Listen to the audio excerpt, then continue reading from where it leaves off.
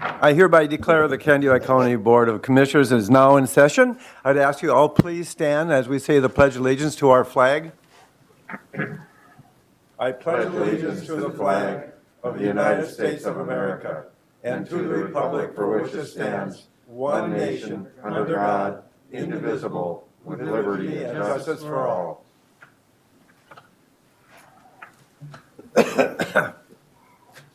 Good morning, everyone, and I'd say welcome, and also welcome to those people who may be live streaming the meeting today, as well as those in the future who may be watching this on YouTube.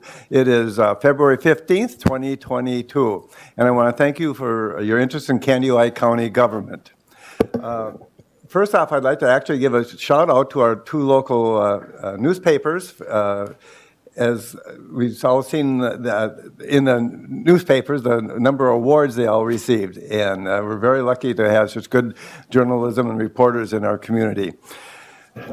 First item on our agenda is our consent agenda. We have 4 items. Yes, I would like to Nissen. just briefly pull off the Benson Air thing and just discuss it briefly before we vote on that.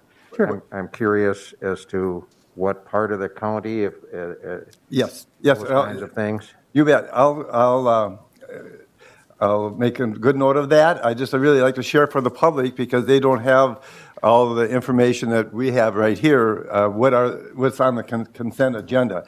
And that's basically, we're going to asking if there's any questions or comments concerning the minutes from our last meeting, as well as the District Authority meeting minutes, as well as the spraying for the tent worms, as you brought up, and also paying the warrants and the claims that we do every meeting.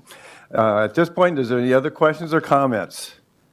My question to you, Commissioner Nissen, is that a long comment we could address immediately, or I can pull it for later? I can address it. You can just deal with it now. Okay.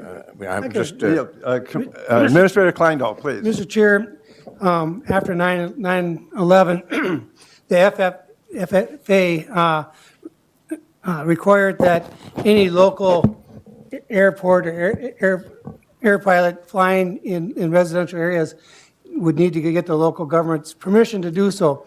Benson Aireg has done that since that period. What they do is they spray caterpillars around the lakes. Most of the time it's around the county parks areas, and those are the areas they cover. They're also able to contract with other citizens or lake associations that may want to. So what this here does, Mr. Chair, is this allows them to work with any public or citizens in that area to do it. So we generally will contract with them for some of our parks that get really bad. Not every one of our parks have tent caterpillars. Some get hurt in the northern part, as you know. that's why I brought it up, because my district has Yep. had some tent caterpillar issues in the past. But this does not apply to crop spraying? Does not, it could if they go over a residential type populated area. So say, for example, they were spraying by one of the lakes, and it's heavy populated, and they're going low, it covers them for that. It means they have gotten permission. This is not an endorsement by Candiac County for this here business. It's just that this is a requirement that's required. We're not endorsing this business. This is a And it's not a cost to the county? There is no cost except what we have to pay when we have to spray our areas. Okay. Does that answer your question? Yes, Commissioner it Nissen? does, and that's so. Any other questions or comments about the consent agenda? And hearing none, I would entertain a motion to approve. I will so move. A motion by Commissioner Nissen to approve, a second by Commissioner Emdek. Any further discussion or comments? Hearing none, I'll call for the questions. All in favor say aye. Aye. Opposed, same sign. Passed unanimously.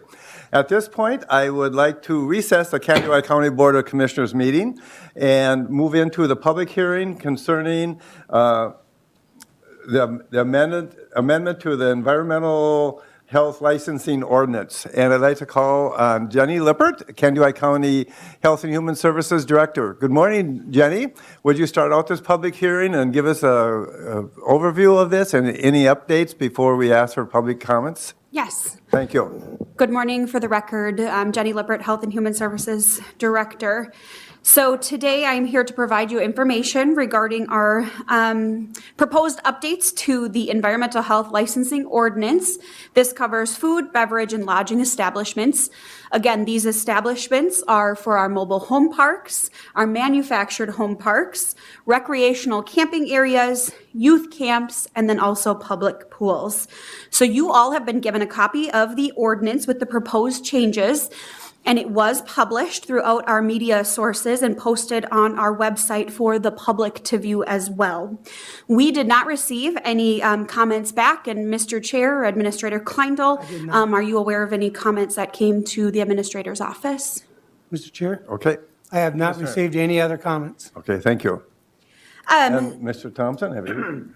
No, I have not. Okay, thank you.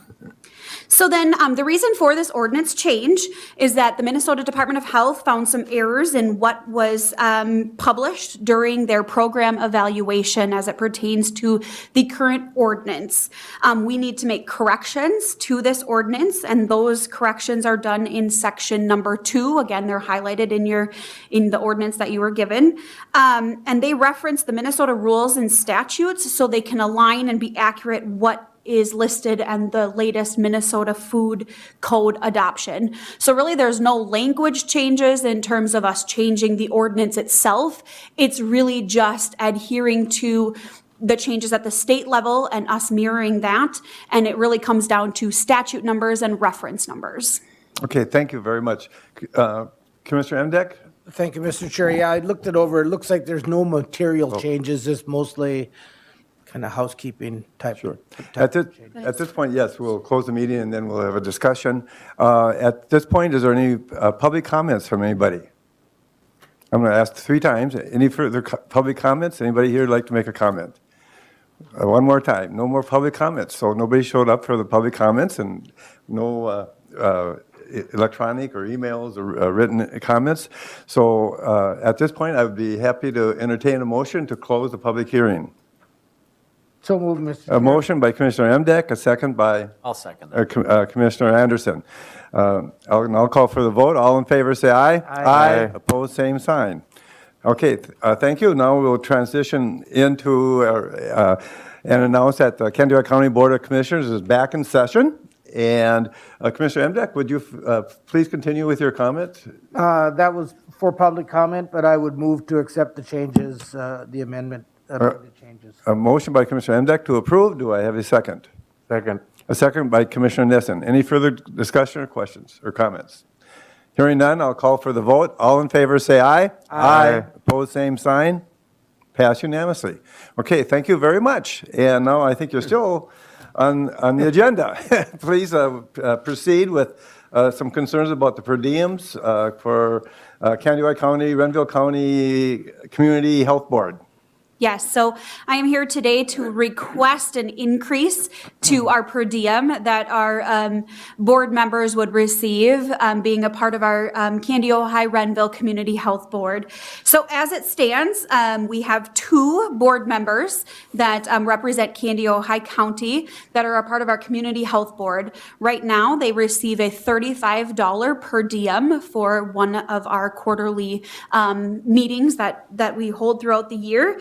I am requesting today to increase that up to $65 for that per diem.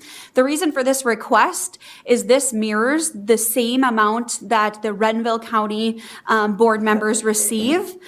And then also, just for some history, this has not been increased or changed or looked at since the Community Health Board was created. That was back on August 21st of 2012. So I think it's long overdue, and I, again, would really appreciate if we could mirror what our counterparts, since this is a joint Community Health Board, and Renville County already has that $65 per diem, if we could do the same. Again, the fiscal impact with the 2 board members that would receive this $65 per diem is going to be an additional $240 annually. It does not sound like it's going to break the bank. Commissioner Emdek, did you have a comment? Okay. Mr. Kleindl. So, Mr. Chair, when we combined our community health with Renville County years ago, we worked so hard to get the organization together, we forgot to look at the per diems. And in 2012, when Renville adjusted theirs, we probably should have did it at that time, but I support this recommendation. Okay. Any further questions or comments? As we all know, with the hiring environment and finding volunteers, as we discussed at our previous meeting this morning, it's hard to find people, and I think we have to say thank you to these people by paying these per diems. It's very important that we take good care of these people that commit. This is an evening commitment, correct? And it's what they do. Yeah, we did change it. The meeting now is in the afternoon. It is afternoon? Yeah. Okay, all right. Any further comments? Otherwise, I just have a comment. I made it at the last board meeting too. When people see, oh, they're getting a lot of money just to attend a meeting. Well, there's prep time that gets involved with that. They get maybe the minutes and the agenda, up to a week in advance. And sometimes what's on the agenda can be maybe 100 pages of stuff. I haven't been on this board, but on some of my boards, it's 80 to 100 pages on some of the information you get. And so there's several hours that a person maybe spends looking over the materials before they come to the meeting so that they're prepared. So this is, it's still, I think you're still getting a good deal as far as the county goes when the per diem is at $65. Okay. At this point, I'll entertain a motion. I'll make that. A motion by Commissioner Anderson and a second by I'll second it. Commissioner Nissen. Any further comments? Commissioner Andek? Yeah, to piggyback on what Commissioner Anderson said, these meetings are usually close to 2 hours without drive time. Now, if you're in Kanawha County, you don't drive that long, but every other time it's in Renville County, so there's the drive time. And actually, I think it's because the advisory board no longer exists, there was actually a savings there. So not to make a big deal about the money, but these are greatly appreciated contributions from the citizens that take part in this. Okay, very good comments. Hearing no further comments, I will call the question. All in favor, say aye. Aye. Opposed, same sign. Pass unanimously. Thank you very much, and thank you very much, Ms. Lippert. At this time, I'm real excited to invite up to the podium with somebody a couple individuals who have a request for a letter of support for Glacier Lakes State Trail. And I'd like to call on David Lace and Mr. Ron Erpending. Welcome, gentlemen. Good morning, gentlemen. Morning. Members of the board, appreciate the staff, appreciate this opportunity to share some of the successes to date and hopefully some future successes. Over here, all right. We've been working on connecting the Glacial Lakes Trail and Sibley State Park. I go back to 2010 when Commissioner Imdek, she said he was before he was a commissioner. We went and testified in St. Paul. And at that point, it was Senator Conan. And have been involved in this effort for a long time. And there are many people before I ever came on the scene who've been a part of this. And for those of you who go way back, the whole concept of Glacial Lakes Trail goes back 30, 40 or more years with the idea that we could connect a lot further than we've had. We've got about 24 miles now, but we need to be going all the way up to the Lake Wobegon Trail. And one of the challenges is, of course, everything costs money, and the longer we wait on things, the more it costs. So we've, in our efforts to connect Glacier Lakes and Sibley, we've had 2 appropriations. We're really pleased that we've made some significant progress. We now have a major connection that's left, and a lot of that work's been done. And as I understand it, you perhaps have this map. Did somebody prepare that for you? If it was in your handout, Ron, if you send it with your handout in the letter, it was. Yeah, okay. I think it was sent to somebody. So, got it? So you're looking at it? Tell you what, Yes, I can put it up for the public too. Okay. good idea. Well, the project goes back far enough to my involvement when we updated the Sibley State Park plan, which is a requirement. Things can't happen at Sibley State Park if it's not part of the master plan. Camera right here. Okay, very good. Go like And this, I'll back it out. all right, very good. And so at that time, some years ago, probably that's 12 years ago, we encouraged the folks at Sibley State Park and DNR to include connecting Glacial Lakes Trail in Sibley. And the discussion was, how do you do that? How do you get across Highway 71? As everyone knows, is a super busy highway. Initially, the thought was to go up the hill and go directly across, but could not figure out a safe way to do that. And finally, zeroed in on the fact that we probably need to go underneath 71 by where County Road 40 comes out to 71. And so the first appropriation allowed us to do a number of things. One was before the appropriation, we had to get permission to expand the territory of Sibley State Park to include the DeLong property, which is on the corner of 40 and 71, which provided a way to get to Sibley.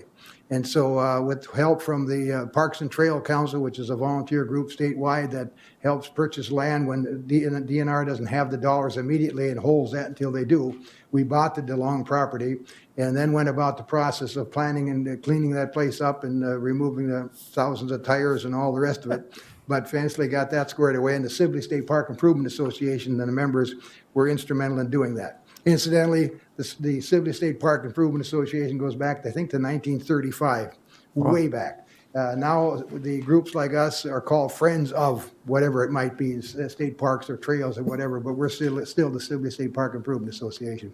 Oh.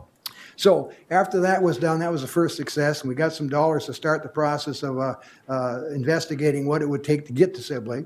And then the second funding from the bonding bill that Representative Baker helped us get in Senator Conan. But we were able now to complete the connection from 71 with a major 330-foot diagonal tunnel under 71 that fortunately was in connection with the resurfacing of 71 and all the other changes that took place there. And then if you look at your map and go to the northwest, you see that trail going into Sibley State Park. That has been completed. And if you've been on it, it's just gorgeous cutting across that DeLong property. Yeah. With some challenges in terms of rare plants that had to be avoided, et cetera, but it was completed. And so if you'd put on your calendar on June 11th, it's a Saturday, we're going to have a dedication for that unit. And we'd love to have all of you there if you could make it, because it's a special time that at least that much has been done. Now we need to go from 71 east to Newton and Spicer. And their initial plan was proposed and ran into some snags because it would interfere with the environmental learning area at the high school, and that took some time to work it through. But eventually, if you look at that, the yellow line going from 71 to the east, you can see the parcels starting in New London, starts with 12. And the two lighter ones are part of the public schools, going back 11, 10, 9, 8, 7, 6, 5, 4, and then you go 3, and then you go around that wetland, and then parallel 71 till you get to 40. That's the plan. Oh. And that's an expensive, that whole route is an expensive trail portion. We really appreciate that you folks saw fit to work with DNR to help us get across the middle fork of the Crow River by extending the culvert. Thank you so much for doing that. And that's the reason that I think you've seen a fact sheet that had 5 million, and that is now 4.75 million that we're hoping the legislative committees will approve as part of the bonding bill for this session of the legislature. So that's the excitement. All of the land purchases have been approved and it's done. That part's completed. So now we got to build a trail, and that's not going to be easy to do. And we need to have another tunnel under County Road 9, because if you know that area, if you ride your own bike, that's not a big problem. But if you got a group of kids with you, that's sort of like herding squirrels, and you never know where the kids are. So we got to have that done, and that's a major expense again. Not as expensive as getting under 71, but that's a major expense too. And then to get around the wetland and the boardwalk that's going to have to happen over here parallel to 71, that's the reason the trail is as expensive as it is. So Dave, you want to step up here? Some other things you want to share? Good morning, Mr. Lees. Good morning, Mr. Chairman and county board members. It's always a pleasure to come here and speak with you. I know some of the board members here, Raleigh and Roger and Larry. He worked with us on many occasions. My name is Dave Lace, and I live out near the park. I don't go back to 1935 when our organization started, the Sibley Park Association, but I do go back to about 72 when I moved from, I was the park manager at that time. I moved from Whitewater State Park up to Sibley and just love this area.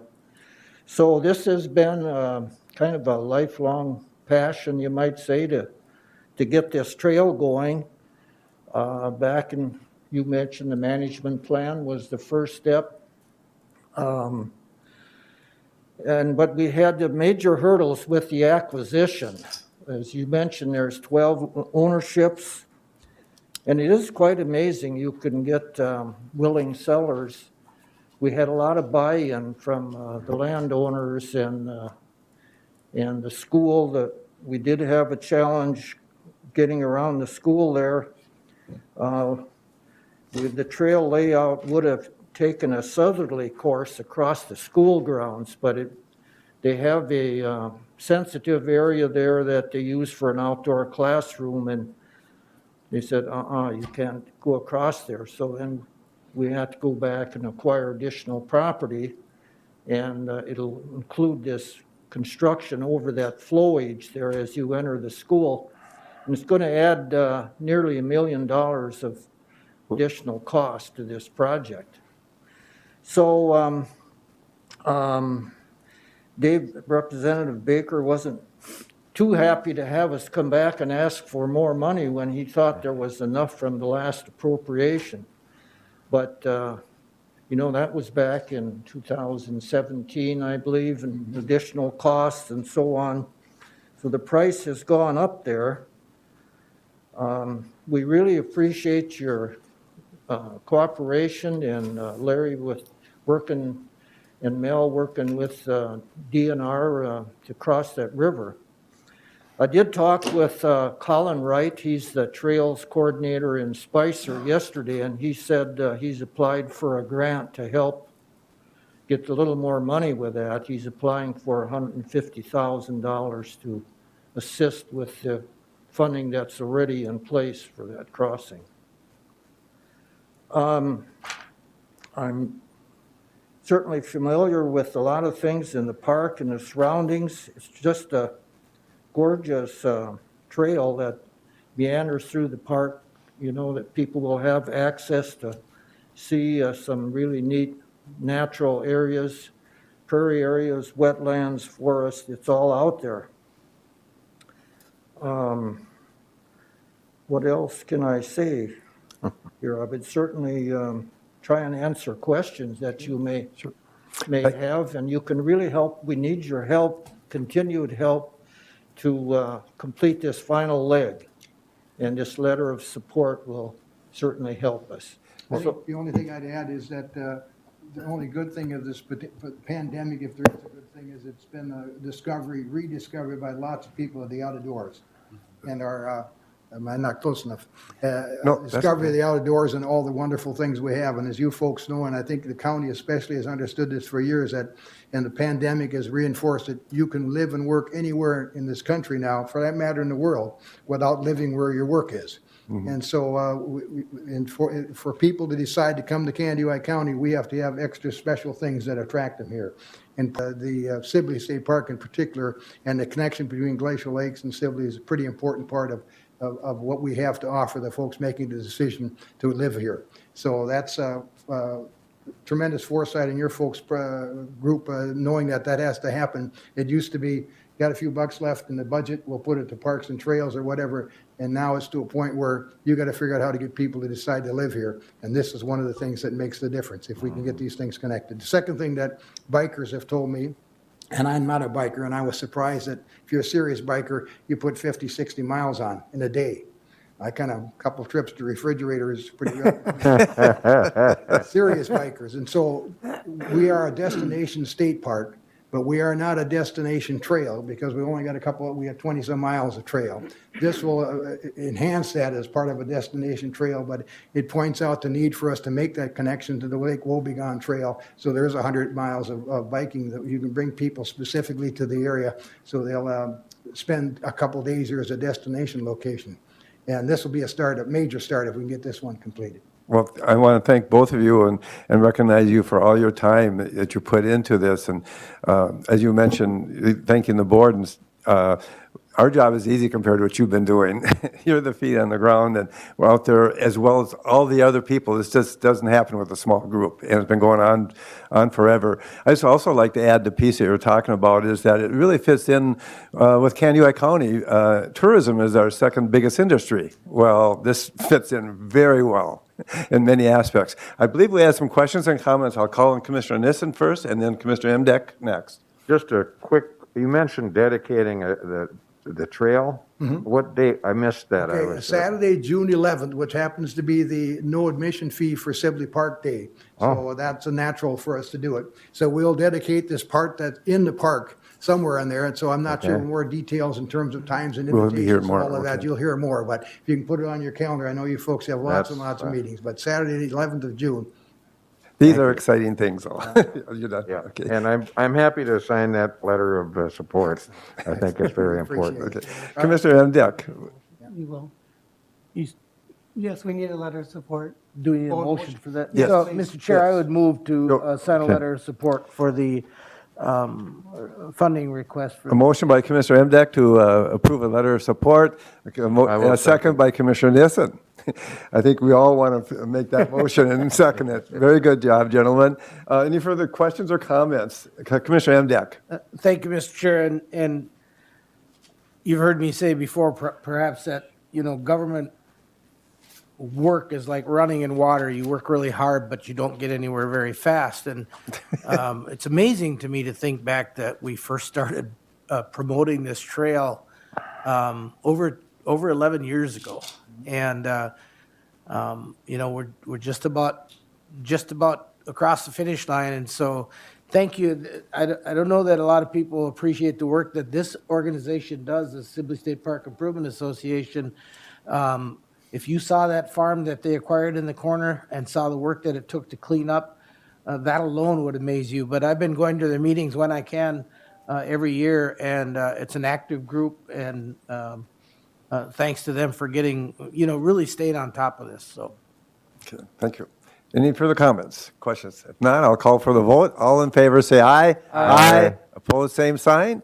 Pass unanimously, much to my surprise. No. And, yes, please. So congratulations on the letter of support, but let's connect Games Lake Trail to this here trail. I think we got some good partners that we'd like to sit down with and keep that going. Okay. The key is to connect all these trails, and I know it's expensive, but as we appreciate more having the environment and the outdoors and all the rest of it, the key is connection. And we're so close now with the land acquisition and everything complete. Hopefully, we can get to the last step and finish this connection. Okay, thank you. Mr. Emdek, please. Thank you, Mr. Chair. I'd remind everybody that there are connections, they're just not DNR trail connections. Our county roads, the Irving Road, parts of County Road 40, parts of County Road 5 do contain shoulder trails that connect many, many more miles to the DNR trail. But there's still connections to be made to make this system Absolutely. even more complete. And we appreciate support. We're kind of preaching to the choir here. You folks have been on this for years, and we really appreciate that. Mr. Lacy. Just final comment, Larry, that's on our radar, that connection over to Games, and if we live long enough, maybe we'll get that done, but I'm on your side. Okay. so much. Again, thank you very much, Thank you. gentlemen. Thank you. Very good news, a very good report. At this point, I think we got some more good news coming. I believe it's good news. And I'd like to call on Candioi County Zoning Administrator, Mr. Eric Van Dyken. And you want to talk to us about Hawk Creek and resolution number 2022-9. Good morning. Good morning, Eric. and thank you, Mr. Chair and members of the board. Have two agenda items in a row here that pertain to the same area, the same work, the same project. Resolution 2022-9 is presented, the effect of which would be to adopt the watershed management plan that we have been developing under the One Watershed, One Plan program in the Haw Creek, Middle Minnesota watershed for probably around 3 years now that this has been in the works. It has been completed. As you may recall, this is kind of the new model of watershed management or water management, where we don't do it so much by political boundaries, but we look at watershed boundaries. And this will be the second completed in the county. Commissioner Imdick was part of one of the original pilot projects for this Bowser program up in the North Fork of the Crow River. This now is representing our Hawk Creek portion to the southwest. The Bowser Board approved the plan on the 26th of January. And so this resolution is presented with a request and a recommendation to adopt the resolution. For the public's information, would you describe what Bowser is? Yeah, I'm sorry, I get so used to using Yeah. acronyms. Bowser is the Board of Water and Soil Resources. They are kind of you might say they're a funding stream for many things related to natural resource management in the state. Okay. Commissioner Nissen, you had a comment? I would move Resolution 2022-9 if, Motion by Commissioner Nissen to approve resolution number 2022-9, and do I have a second? I'll second that. Commissioner Anderson will second that motion. Any further discussion or comment? Mr. Emdek, since you've been through this, any comments? No, How's this looking? just that it's, we learn from each plan. They probably learn from our plan. And, meaning the North Fork plan, which was very arduous because we had so many partners in that one and so many jurisdictions. And so we were kind of the model that Bowser wanted people not to follow, to be honest. It's like an uncle. You can always be used as a bad example, right? But we got through it. And there was a lot of engagement. And I think this is the right process to draw the boundaries by the watershed and not by the jurisdiction. Or political jurisdiction. Commissioner Anderson. Yeah, I have one question then. Hawk Creek, that's Candy, Ojai, Chippewa, Renville County, or am I missing other counties that are involved with it? There are 2 other counties that have a small portion, Nicollet and Sibley. They have opted out to this point, both in the planning effort, and they are opting out of the implementation effort to this point, because they have such a small portion, and that's part of the Middle Minnesota watershed that tweaks into those counties just a little bit. So the main partners are, yes, the 3 counties and the 3 SWCDs. Okay, thank you. I'd just like to comment that this is a big milestone. I think the group and Commissioner Nissen has been involved with this group as well as myself. And there's been bumps in the roads too, but everybody's come together and try to get all these different players at one time. And special kudos to the steering committee that you're on and putting this all together, your group. So thank you. Any other questions or comments before I call for the vote? Hearing none, I'll call for the vote. All in favor, say aye. Aye. Opposed, same sign. Pass unanimously. Thank you. And you will also then have another resolution connected with this. Would you please proceed? Yes, thank you, Mr. Chair. Subsequent to that then is, once we've come through the planning process and we've gotten Bowser funds for that, we now move into the implementation period. And what that means is essentially, now we got to do what the plan says. And what that means is that we access additional funding that comes from the Board of Water and Soil Resources. And in order to do that, we need to organize ourselves. We need to, again, go back as partners and say, okay, how are we going to do what we need to, the work that needs to be done? Originally, we planned under a memorandum of agreement, and that memorandum of agreement ran as long as we were planning. Now that we go into implementation, we also need to have an agreement with our planning, our implementation partners as to what are we going to do.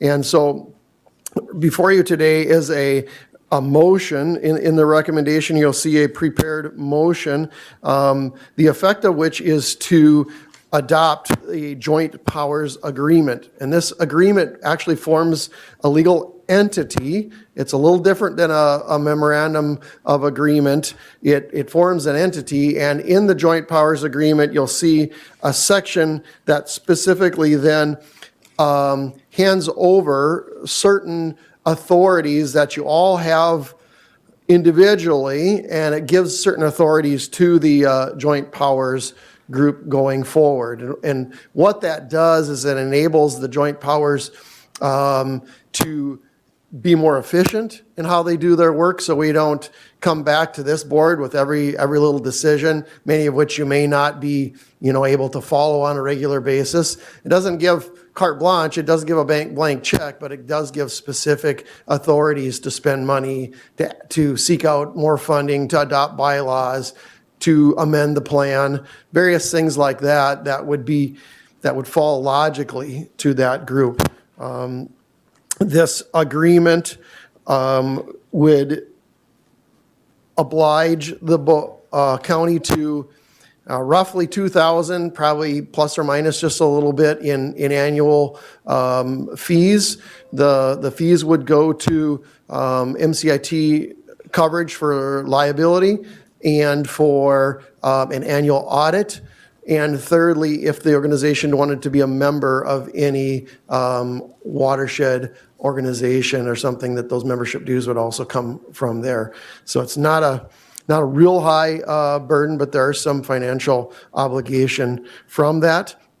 One thing I'd point out is that there has been a name change. We've been planning under the name Hawk Creek Middle Minnesota, which is a little on the clumsy side, and it also has the disadvantage of having an overlap with an existing group that has a long history of serving in our area, that being the Hawk Creek Watershed Project. And when we operate in these worlds, we don't often say the full titles of things. That's why I come up and say something like Bowser, because it's more cumbersome to always spell out everything. And so when this project looked at how do we go forward in the next phase, we talked about how do we avoid this constant confusion about what are we working on, Hawk Creek or Hawk Creek? The answer is yes. And since this area is broader than Hawk Creek, we looked at a little bit more of a regional name, that being the Central Minnesota River Watershed Partnership. And so that was settled on as kind of a new name, but it has some advantages, and I think we'll probably pretty quickly fall into a new pattern of, calling it the Central Min or something like that. We'll shorten it probably like we always do, and then we can avoid overlap of which Hawk Creek are we talking about. So that's a little bit of just something to note there. This has been drafted in consultation with John Kolb at Rinke Noonan, who has been onboarded there by the policy committee to assist us in some of our legal work, and it was sent out to MCIT for review and to each of the county attorneys as well. Very well presented. It'll be interesting to see, like you said, what kind of acronym will come out of this one. It's going to be hard to change, but we have to move forward, I believe.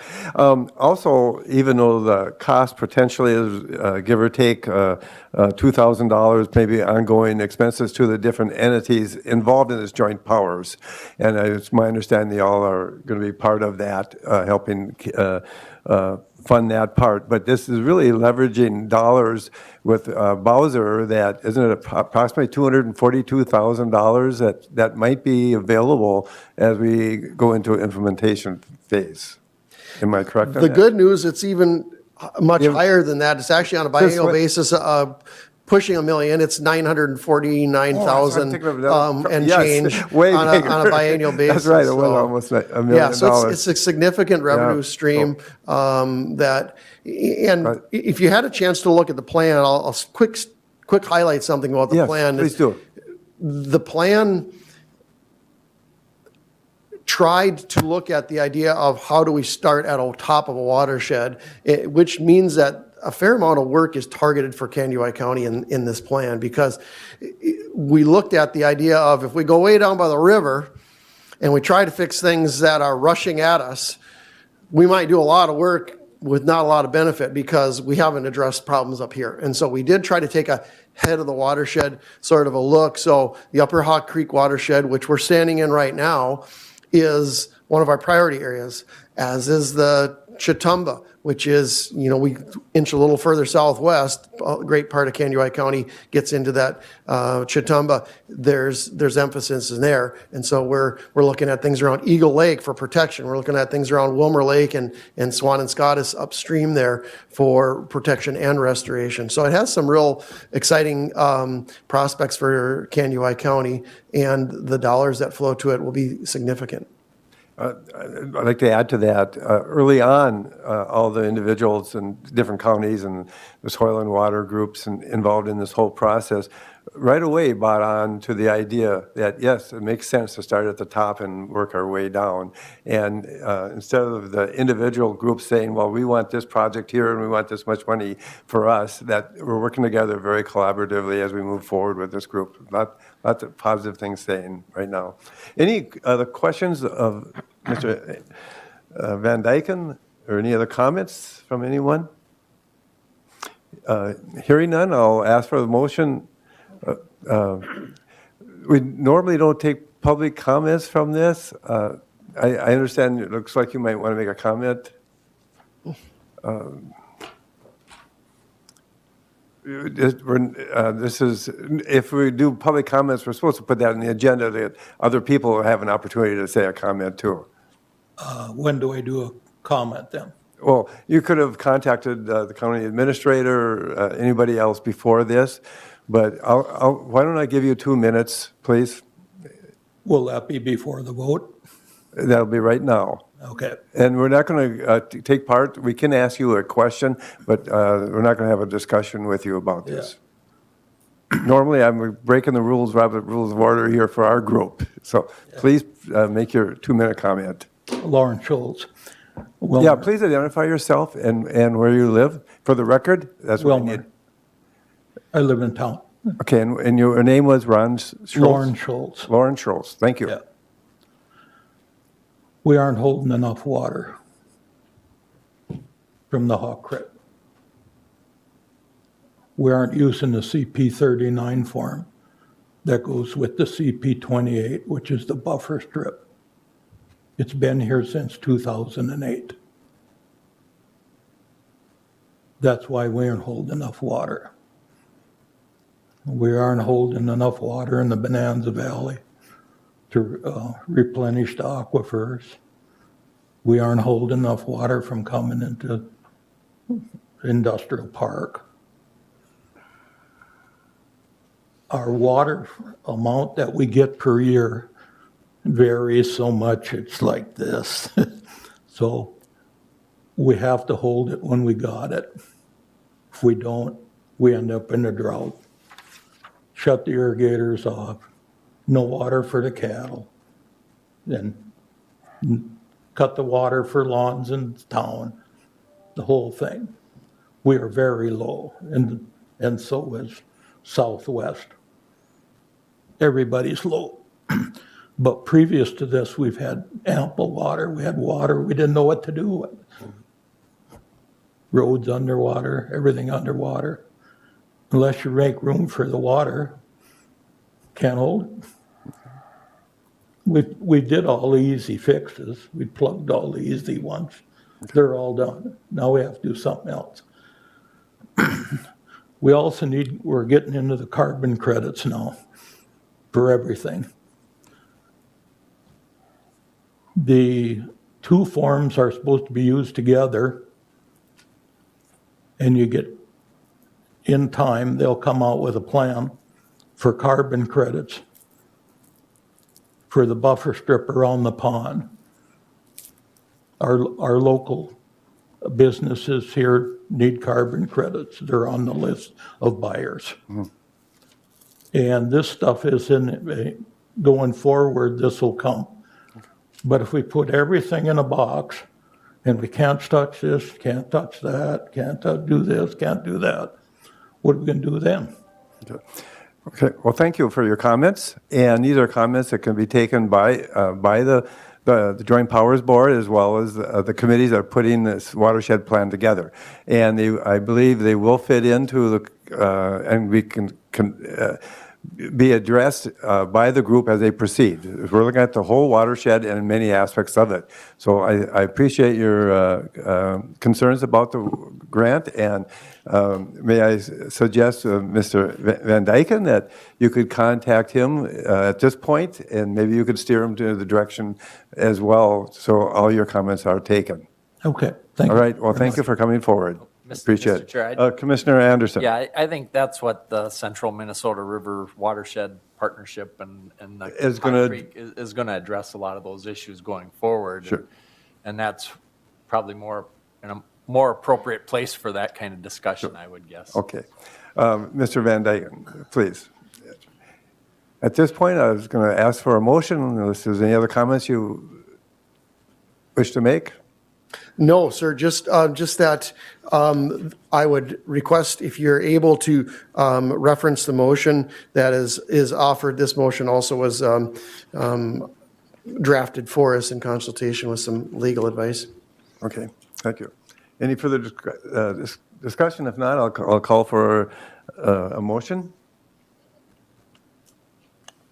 So move, Mr. Chair. A motion by Commissioner Emdek I'll second that. and a second by Commissioner Anderson. Any further discussion? Hearing none, I'll call for the vote. All in favor, say aye. Aye. Aye. Opposed, same sign. Passed unanimously. Thank you for coming and presenting us both these very positive things for our community and for Hawk Creek. Next on the, I'll take it. okay, once you, all right. Now I'd like to call on Kennewick County Administrator, Mr. Kleindahl, and you are going to cover resolution number 2022-10 concerning broadband. Mr. Chair, members of the board, public, my name is Larry Klein. I'm the Kennewick County Administrator. I'm here before you today to ask for a resolution to support that the Meeker County Co-op Vibrant Broadband receive support to help us get internet, fast-speed internet in 9 townships in Kennewick County. Those townships are Burbank, Roseville, Irving, Harrison, Candy, Genesee, Fallen, Lake Elizabeth, and East Lake Lillian. Vibrant is interested in applying for USDA Reconnect federal grant. This is a great opportunity for Kennewick County to work with a partner to receive fast-speed internet for the eastern side of our county. Vibrant, we've been working with them. They're interested in working not only with Kennewick County, but on the western side of Meeker County. And so those citizens that border those townships will be able to receive faster internet. Vibrant will be, if they get this grant, will be installing fiber to the home. And this year grant is a little different than all the other grants that's been applied for. This grant is for the lowest populated areas in those areas. Oftentimes, providers or vendors look for the most populated areas to get those funds, and they kind of leave the other groups alone. This is a unique situation for us in that this grant requires them to go after the least populated area. And so this would really serve that part of our county. It's very needed. One of the things that I would ask that you can do for us right now, every one of you, is go on to the Meeker County Vibrant website and take your speed test. Even if you've taken it in the past, if you could take the speed test again, you'll be getting a postcard in the mail with the address on it. I encourage you to take that test. Again, what that does is it shows what the need is, and it also shows that if another vendor comes in and says, we're already providing that speed, you can say, no, I'm not getting that speed, and this is what I actually get. And so this is a great opportunity. If this does, This helps us take our ARPA dollars and spread them even further. So if we can put these here puzzles pieces together, as we've been talking about for almost a year now, about what we're gonna do with ARPA funds and how we're gonna fund broadband, and how it's, whether it be border to border, or whether it be the NTIA grant, or whether it be the Street Connect grant. The broadband committee is working very hard to put all these here pieces together. We know this is the time. This is the time that we need to act to get internet and broadband in our rural areas. If we don't do it now, when will we do it? So, Mr. Chair, I would ask that you support Resolution 2022-10. It says the grant application would be submitted to the USDA Reconnect Program, and the applicant be Vibrant Broadband of Litchfield, Minnesota. The townships covered in this great request include Burbank, Roseville, Irving, Harrison, Candiota County, Genesee, Fallen, Lake Elizabeth, East Lake Lillian. The Candiota County Board of Commissioners understand that this grant application will request financial support from the USDA to build broadband infrastructure in portions of 9 townships where services are not adequate to meet the current needs, and the population is under 7 locations per square mile. So you think about that, 7 homes in a whole entire square mile, that's pretty sparse. And again, I'm very excited about this opportunity. Vibrant staff have been excellent to work with. We've had some great conversations. Look forward to this partnership. Mr. Chair, is there any questions? Commissioner Emdek, did I see your hand? No. I just Commissioner have Anderson. a quick comment about that. I have Vibrant in my house. I'm in East Lake Lillian Township, and it really does a lot of, it's line of sight that I have currently, and I don't know, I hope they do put fiber optic to my place. It would be.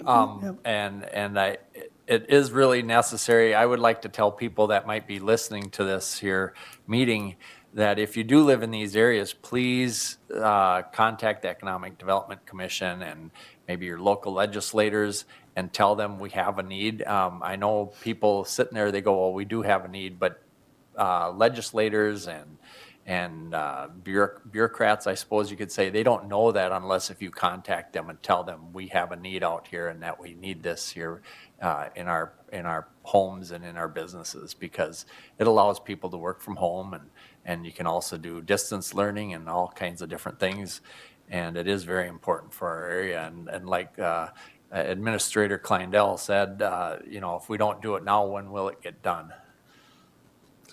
Thank you. Any other, I'd entertain a motion at this point? Yeah, A motion by- Mr. Chair, at this time, I'd like to make a motion that we pass Resolution 2022-10. A motion by Commissioner Anderson and a second by Commissioner Emdek. Any further discussions or comment? My only question I had, Mr. Kleindahl, is with the ARP dollars, we talked about just in general a certain percentage of the ARP dollars. Does this fit into that percentage? Since we haven't really talked in the detail. This would be in addition to, this would give us the flexibility to use ARPA dollars to match the last mile that Commissioner Emdek always talks about. It's not the first or the middle mile that's often hardest to get to, it's the last mile. So we've talked, I'll just throw out a number of approximately 75% of the ARPA dollars. Is this involved in that 75%, or No, is this is this a is separate additional on grant. top of that? Mr. Chair, there's no match to this on this.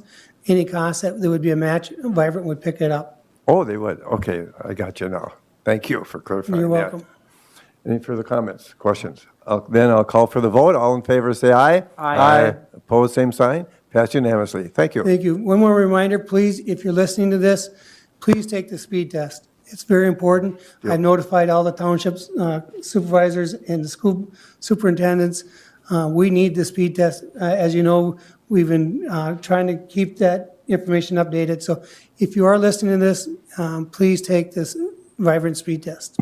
Okay, Are thank you referring to those townships or, The townships mainly, because this grant is due on the 22nd. okay? And so if we can have that information as we get, we don't need it right this moment, but we need to have the information available for us. But it does no good for me, for example, in the city of Wilmer to send a speed test that would have nothing. You can to take do it with because, again, as you know from the Broadband Mr. Yes. Nissen, is I that just wanna we want clarify speed that. tests across the whole county. Yeah, okay.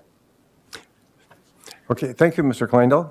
At this point, I'd like to call on Candioi County Facility Maintenance Director, Andy Thorson. Did you call the vote? Did I call for the vote? Oh, sorry. Thank you. Okay, I'm moving right along. Hold that for a second. Okay, I'm going to call for the vote now for this resolution. We have a motion and a second. All in favor, say aye. Aye. Opposed, same sign. Passed unanimously. Now we can proceed. Mr. Chairman, members of the board, Andrew Thorson, Facilities Maintenance Director for Candioi County.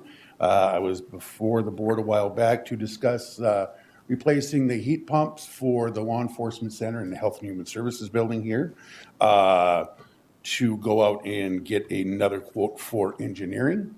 In meeting with the Facilities Committee and discussing with some contractors, engineer, we decided to, instead of going with a 4-year project, to push it up to a 2-year project to hopefully save some money. Just on engineering, we will save approximately $22,000 and change. So in your board packets, I do have a contract from Martin Mechanical Design out of Fargo for $87,800.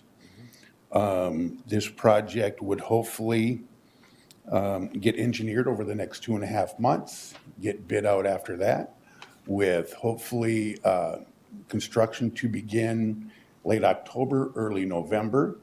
Our construction season would mainly be fall, winter, and spring, because most of the contractors are busy with schools in the summer.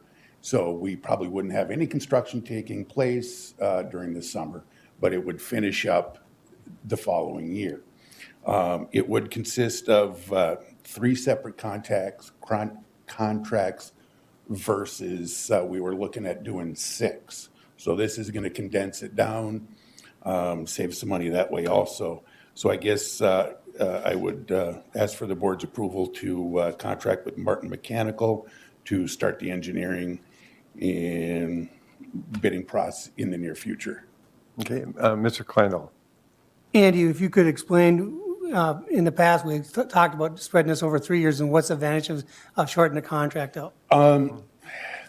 Well, I'm guessing that we're going to save quite a bit of money in material costs. Just to give you an example, I usually quote out roofs 2 years in advance. I take that quote and then I budget for it the next year with the work actually being done the third year. My quotes, my estimates for roofs for this year, so we're actually quoted out in 2020, budgeted in 2021 for this year. Those costs rose anywhere between 55 and 72%.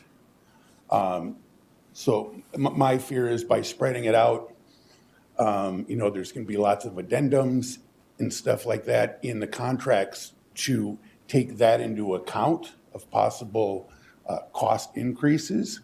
So by shrinking it down to 2 years, the contractors will be able to lock in those prices. Commissioner Mdek. Thank you, Mr. Chair. So the $87,800 is the entire estimated cost of the project over the 2 years? No, that's That's just design. for the Just the engineering. design. That's the start. That's design, engineering, construction management, oversight. What is the total cost estimate? The cost we did also, the facilities committee did make some changes to the scope of work. So right now, the estimate for construction is 1.675, so $1,675,000. I believe we were closer to 1.8 million at first when we were talking about it. And just to give you a little light there is, I've already spent $30,000 in January on heat pump repairs. Right. So that'll be a separate contract then because it goes over the 1 million, we'll have to call. Right, yep. Yes. Yeah. Um,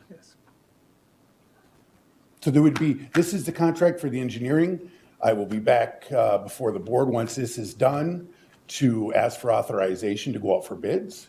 Then we will have the bid opening, and there should only be 3 contracts, and that would be for the mechanical systems themselves, the plumbing, and the controls. Okay, I guess where the please. confusion comes in a little bit is that being where there aren't any hard costs of material,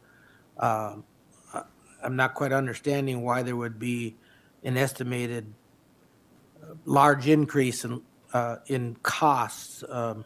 If we went over the course of 3 to 4 years, that in the contract, I believe they would require, to be able to up the cost, because they're not going to be able to eat the cost. Their engineering costs. No, the engineering cost, that's cut and dry. Ah, okay. We're talking the actual, if we had split up the contracts over the course of 4 years. All right. that So is- there's where my confusion Okay, was. I'm sorry. Yeah. Commissioner Nissen. Well, I was part of the facilities meeting, and I totally agree that we should tighten this up so that we can, there's inflation issues that are really coming into play, and these heat pumps are failing, Oh, yeah. and so the quicker we can get them fixed, the less expense we'll put into fixing, and how old are they? I was going to, Well, these are originals, so 27. 27 years old. Those are 20 across the road, but those run 24/7, 7 days a week. So they're basically about the same age. yeah, even they though may they've even been- wear out quicker than the ones here. Yeah, yeah. I will move that we do the contract with. Okay, approve the hiring of the Martin Mechanical Martin for this Mechanical. project. Yes. A motion by Commissioner Nissen, and may I have a second? I'll second. A second by Commissioner Anderson. Any further discussion? Hearing none, I'll call for the vote. All in favor, say aye. Aye. Aye. Opposed, same sign. Pass unanimously. Thank you, you for gentlemen. coming forward with us, and this has been kind of building all along, and it's not done yet, but thank you sure for, I'll see you for shortly. being so conscientious of all our needs here and trying to Thank you, save some dollars. I appreciate it. Okay. At this point, I'll take a 5-minute recess.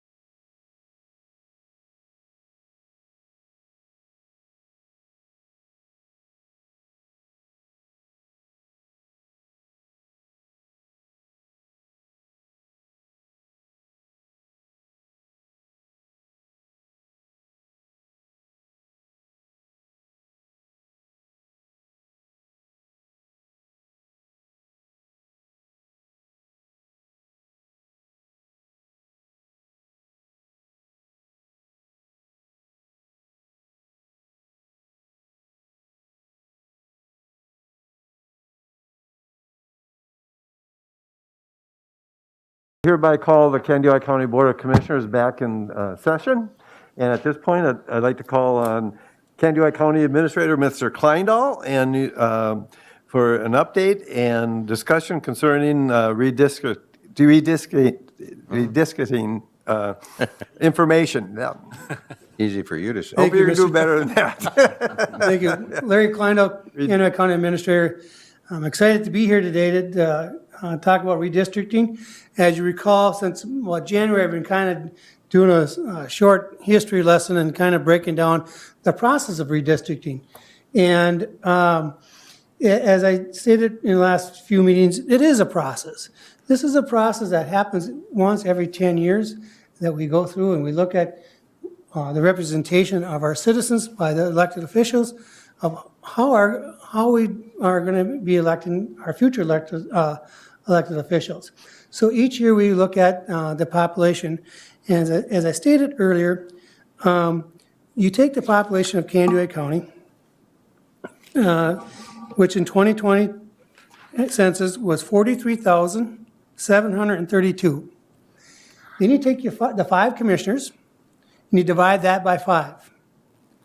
And that means each commissioner district, we should try to get around 8,746 people in that area. Now, you don't have to be exactly right, but you have to try to be within a norm that the state has put out. What we do next is that we take that 4,746 and we divide that by 10.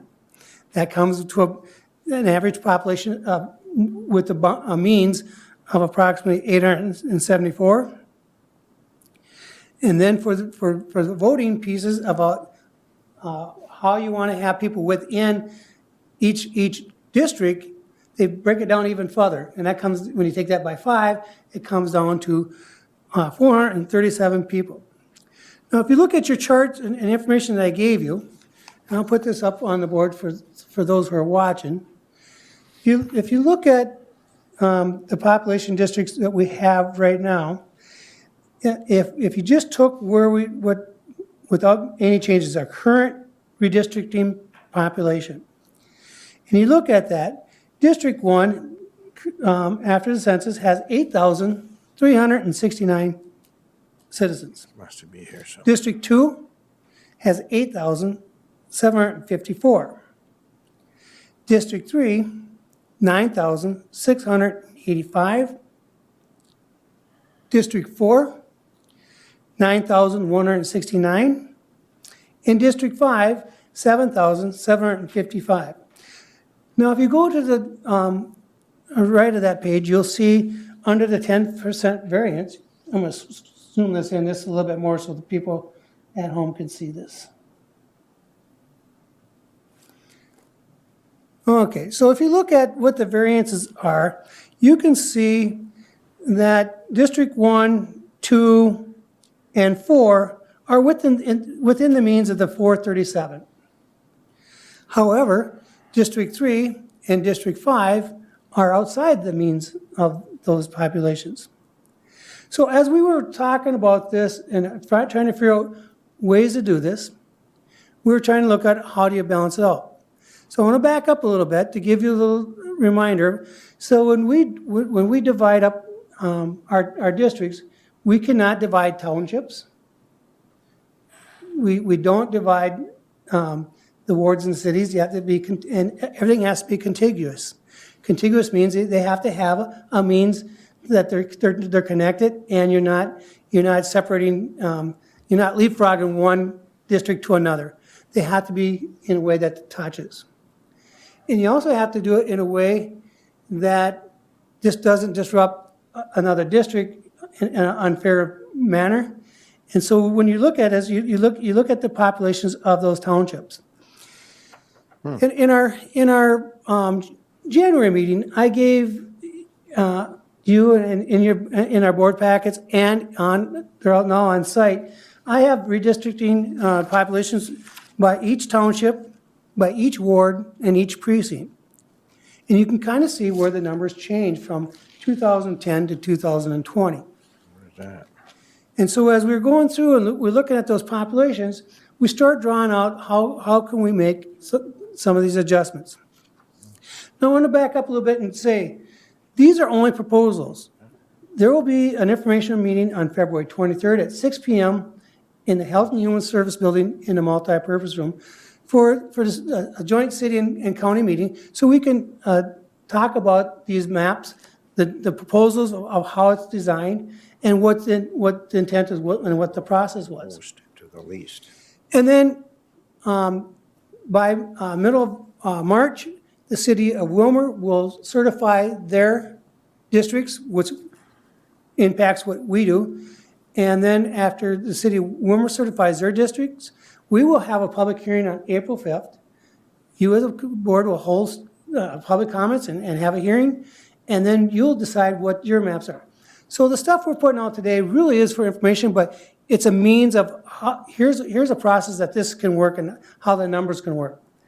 If you recall, one of our conversations we had last time was we want to have our redistricting done in a way that's the least disruptive and also in the best interest of our entire county citizens. So as you look at the District 3 and 5, we're trying to come up with some math about how do you make those adjustments? How can we make those adjustments without being totally disruptive and without taking so much population from District 3 and then offsetting, then we have the same problem with another district. So my suggestion to you commissioners is this. If we move St. John's Township, which is population 418, the city of Pennock's population by 479, and Mamre Township, which would increase District 5 population by 1,296. It would lower District 3's number by the same number.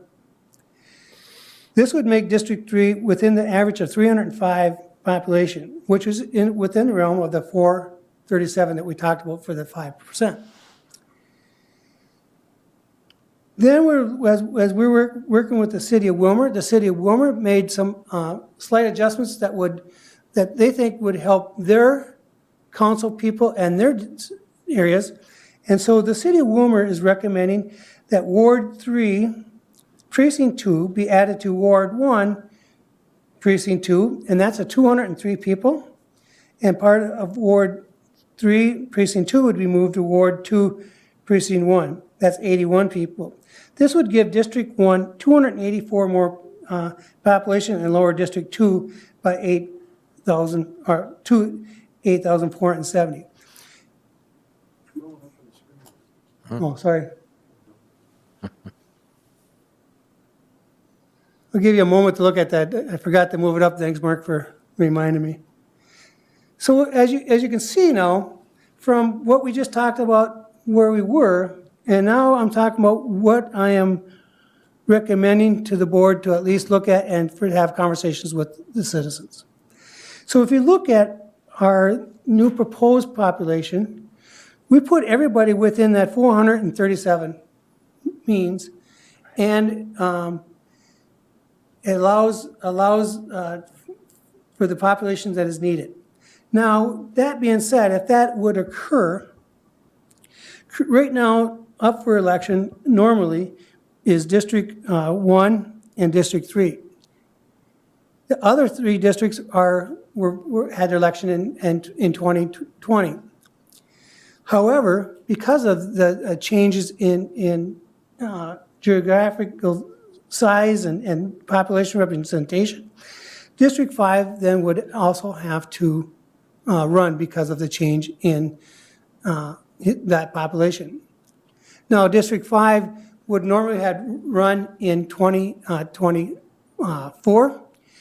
And so if this would be something that the board would choose this year map and this year redistricting plan, then the board would have one other decision to make on District 5. They could decide, instead of having it run again in 2 years, they could make it a 4-year seat. So then District 1, 3, and 5 would be 4-year terms, and then would go on that rotation, and District 2 and 4 would be on the other years. So really, we haven't changed much in that one election we have three people up, and 1 year you have 2, we're just flip-flopping when that would be. Those decisions will be decided later, but I think it's important to understand what that process is. I'm going to take this, and I kind of want to show you what the map would look like. Back this out. So this is a Kennewick County map, and because of the size, I want to make sure you can see it on TV. So the proposed mapping for this, District 3 would cover all the way in this area here, right here. District 3 currently covers this here area here and goes down to St. John's, here, here, here. Okay? Here, all the way up to here. So you get St. John's, the city of Pennock, and Mamre. That's what District 3 has now. The proposal then, if after discussion, would be District 5 would cover Mamre and St. John's, city of Pennock, and then all the other districts that they currently had. District 4 stays the same, and for the most part, District 3, or District 2, and District 1, and District 3 within the city of Wilmer is the same. I'll show you the little change that we talked about with the city. We got a pen here. I am going to try to zoom this in this area, just so you can see it just a little bit better. And we cut out some Wilmer, but you'll see it. So currently, what's being proposed by the city of Wilmer, this is in District 3 right now, this area here. See this highlighted? This area is recommended to move to District 1. This little square here, it's really hard to see. There's 81 residents here. This is in District 2. This is recommended to be moved into District 1. So this line would be straight, and so right now it comes like this, and it has that bump out. And so the recommendation then is to handle it that way. So that is proposal for the city of Wilmer, then really wouldn't be no other changes for us as you as county commissioners. The main changes for the most part is District 5. I'll take any questions you may have. Commissioner Anderson, Yeah. please. So my question would be, just for my information, it doesn't really matter to me either way, but if you kept Mamre in, is it District 3? Then that would make our numbers closer to even, I would think, because they're like 400 population.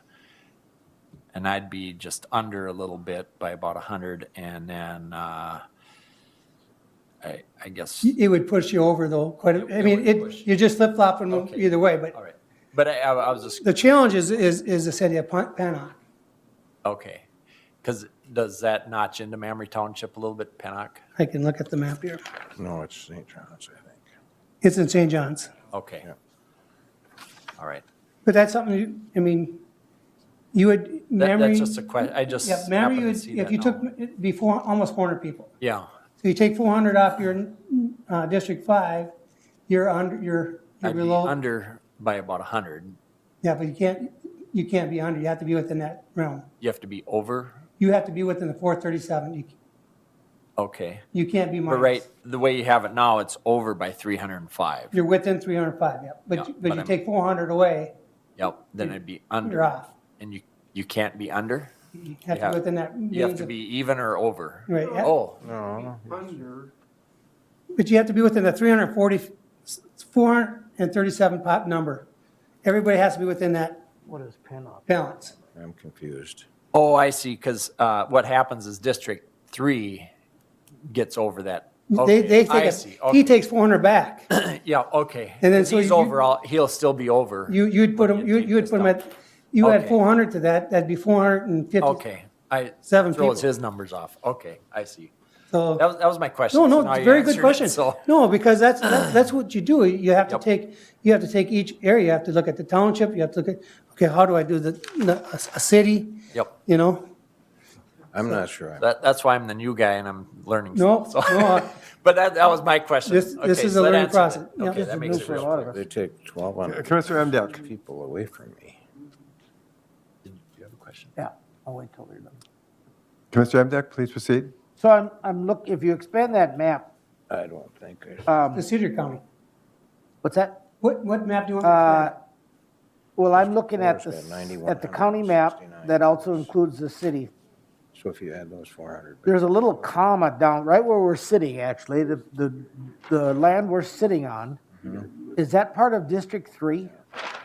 Are you talking about right here where my finger's at? No, move up. Where County Health and Human Services building, by Foot Lake and, Okay, or Wilmer Lake. So I am. yeah. So No, we're working on that. We believe that that map is not correct in that it's showing a double line here. I'm at 80. So this here area right here where my pin is at, if you're looking on the map. yeah, So there's some confusion about that. 10 years ago when this was put together, these lines should not have been here. And so Memory back wouldn't. this here area is District 5. It comes all the way across. Let me put this down so I can, if you're watching me Yep. here, so 5 is the golf course. No one lives there. But if it was ever sold, we have to district, like, in 10 years, somebody could sell the golf course and build houses. So technically, right now, this is 5, because 5 comes all the way, would come all the way here. so, Commissioner, Administrator Kleindahl, looking at the same area on just the city of Wilmer map, so that is not accurate? That one? That's what we're saying. This here area here, Right. it has a double line here. This is all contiguous right now. And again, we caught it. It doesn't make a change, but on a perception wise, this will be adjusted. These lines will here. This here area right here will come all across here and down in here. And that's, if you look at the map, right now it's District 5, Corky. This what? That is District 5. It comes across, Dwayne has, or District 5 has all to the west and to the south. And it's, nothing changes, there's no change. It's an error on a line, and that's how it currently is.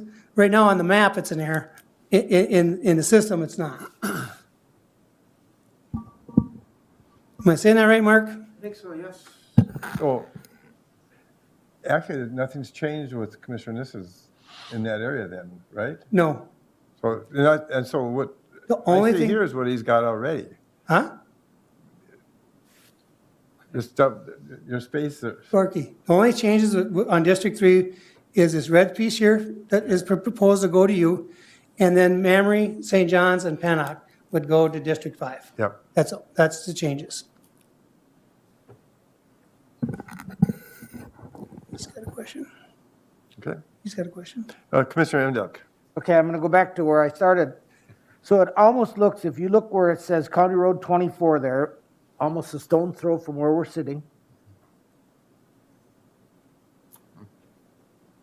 You see where I'm talking about? Yeah. That almost looks like a separate district. You're saying Right. that's where the line. That's where the line is Okay, error. so the original question was, to the right of that, as I look at this map, or to the east of that, where we sit here, physically sit, looks like a comma-shaped extension to District 5. Is that correct?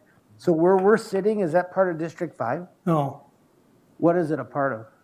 District 3 probably. Are we in the city? Oh, I the meant city. District 3. Yeah, Sorry, I yeah, meant yeah, District 3. Yeah. Yeah, I'm sorry. He's 3. He's got. So that little comma there is that's not a mistake. That's a part of. Right, if you look at District 3, District 3 comes all the way through, and there's a little opening right here. Again, there's lines, this is an opening. District 3 goes in, and they cover this pure part of Wilmer. They cover, right here, they comes here, and then they cover this here part of Wilmer. District 3? 3 does.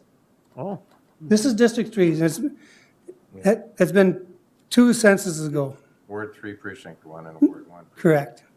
Did you remember? Say that again, door knocking? Raleigh, say that again so the public, Raleigh, if you could say that again for the public. I lose Sperryville. Okay, That's we're, that reddish fixed to it. Where is this Sperryville? Oh, that's Sperryville is- up on. Right up here, This here? Okay. Commissioner. That was Okay. the one. So this is part of Raleigh's district. Yeah.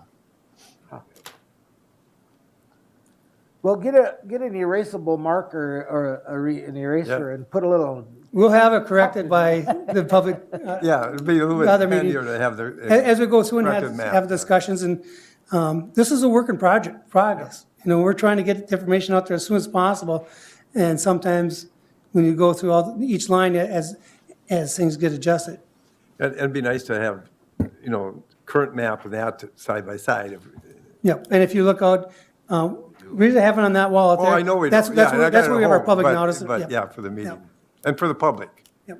And we do have it online, so just so I don't forget, if you're interested in seeing this information more in detail, go to our county website, go to www.kcmn.us, and there's a whole sheet of all the information I've been talking about since through January, each board meeting, what is redistricting, what is required. It's a good lesson. If you have children, grandchildren, sit down have a cup of cocoa with them and explain what it's about. Mr. Chair. Commissioner Emdek, please proceed. I know we're not making any decisions today, but on the surface, this seems like it makes a lot of sense because it's the least disruptive as I can see it. It does bring everybody within the requirements of the averages, at least until 10 years from now. Then probably District 4 is going to have to get smaller and District 5 might have to get bigger once more.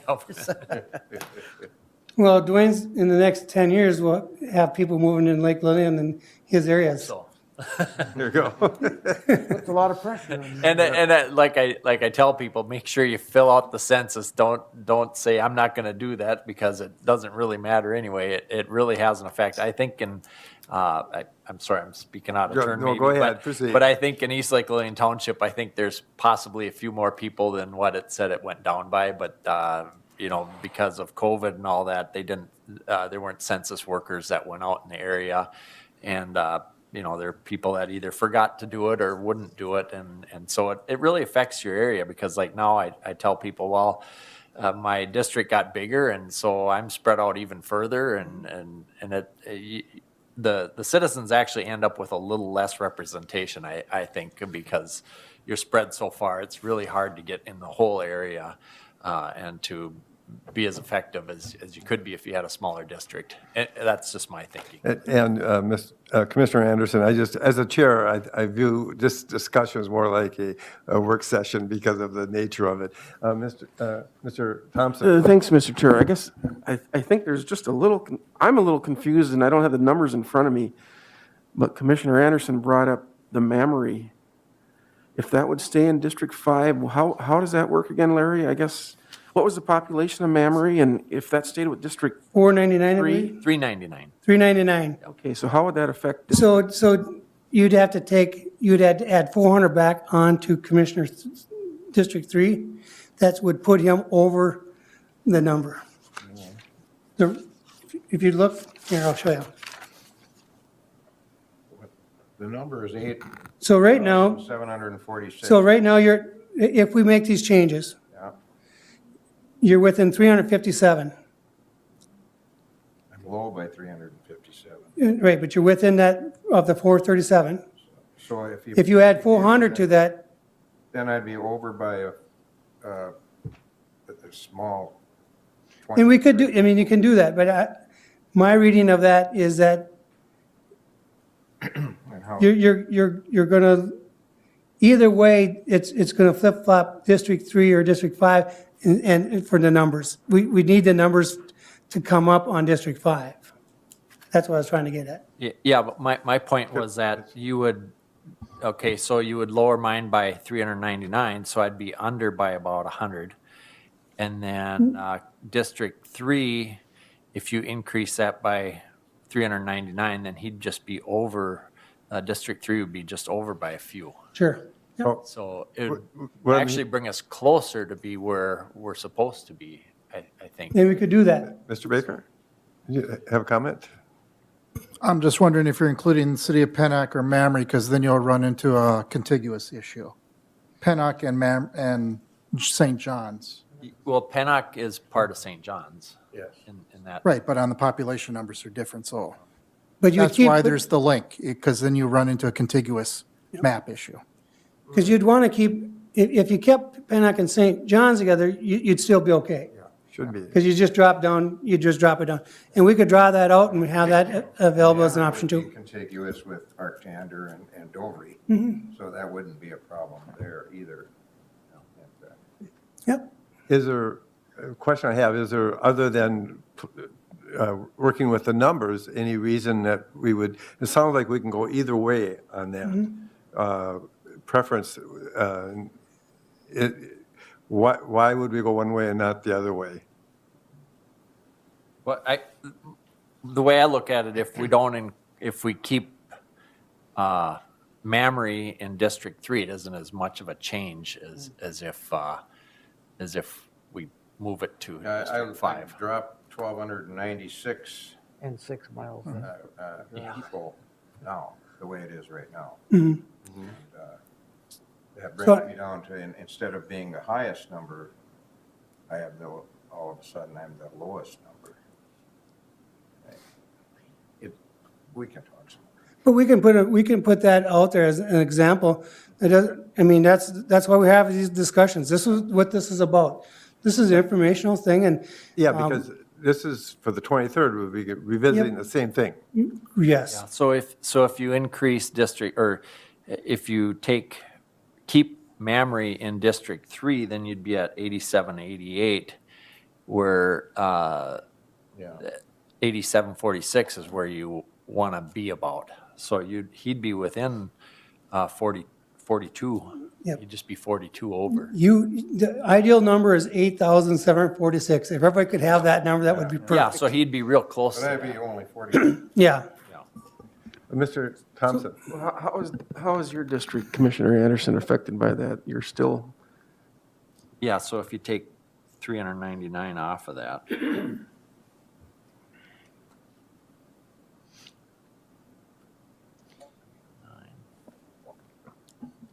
While you're doing your math, I'll just, 8652 would be my number. yep. you're good. So I'd be within 100, under 100. Yeah, that works. Yeah. I'd rather have that than it's not as much of a change. Travel. Yeah, Fewer doors. yeah, not as much. Fewer doors to knock. And Commissioner Nissen, how do you feel about that? I got some good friends in Mamre. I'd love to have their vote. Oh, well, Yeah, that's we not don't- why we're doing it. So, I mean, it works out better for me. No. I So, think it's more, I think that makes more sense. so we'll have Mark and Tom work on with Yeah. Matt and kind of work those numbers over again. And so this is, Please proceed, yeah, yes. so the whole process, again, this is about education.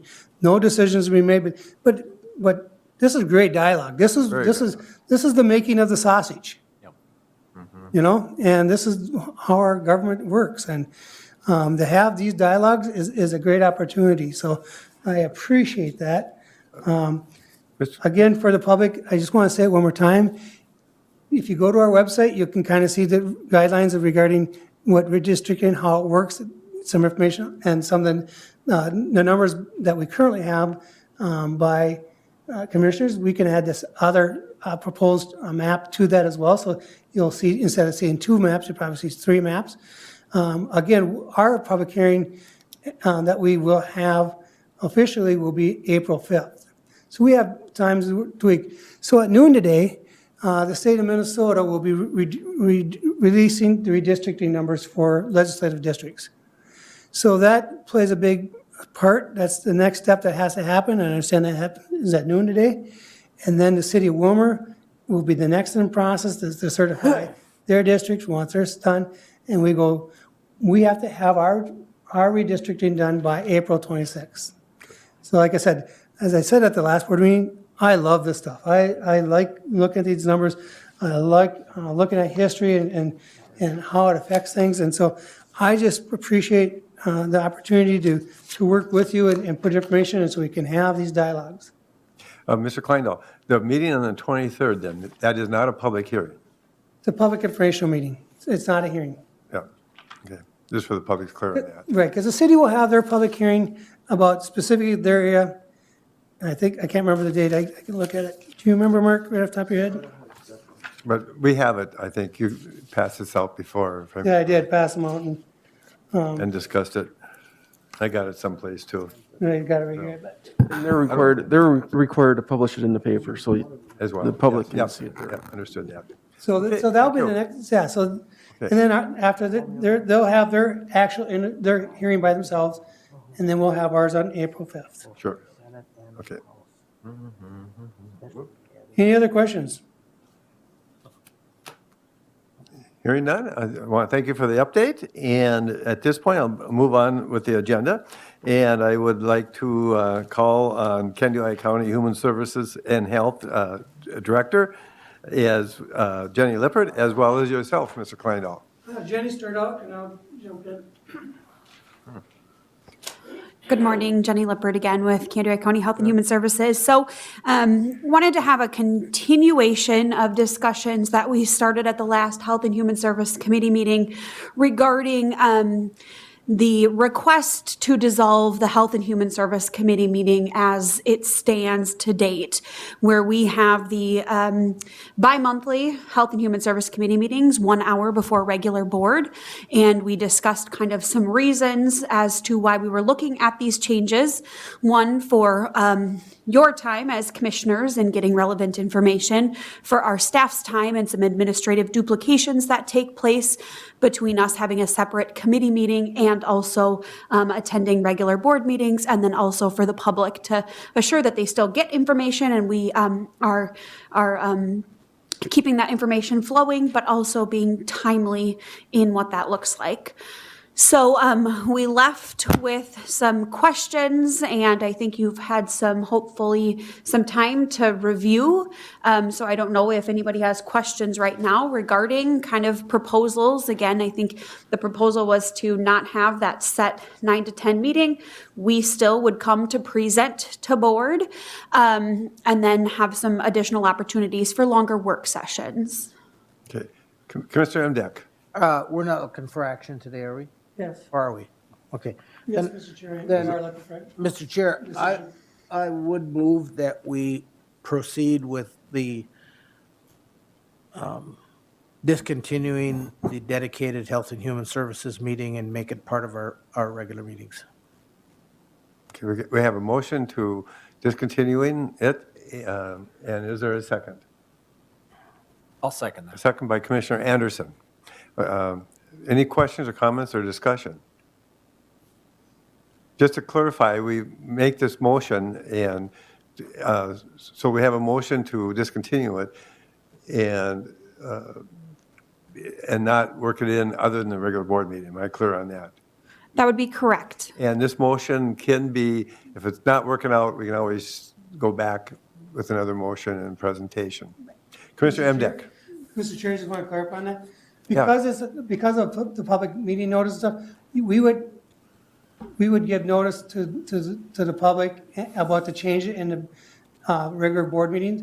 You do that every January 1st at your reorganizational meeting. Okay. So to make sure that we're in compliance, we would give the media and the public notice of when this would start. If you choose not to discontinue this, we would do the same process. And I think a 30-day public notice about the meeting time changes and stuff would, so we're looking at maybe possibly starting this in May or June. Okay. So we have a motion to proceed. We should probably have a date for that. Do we need a date on that motion? If you want the first board meeting in May, Fine with me. Okay. Friendly amendment. Okay. Commissioner Mdek, question. And I would remind us and the public that then our regular board meetings would start at 9 o'clock. Yes. And so we'd still have the same amount of, time in front of the public. And so some of the things that do require a little bit more in-depth conversation can be put into our general board meeting discussions Okay. or agendas. Yep. Okay. Works for me. We have a motion and a second. Any other questions, comments? I'll call for the vote. All in favor, say aye. Aye. Opposed, same sign. Pass unanimously. Thank you, Jenny. Okay. This is greater than 10. Now I'd like to call on Mr. Thompson, Candido County Auditor Treasurer, and you have a grant application.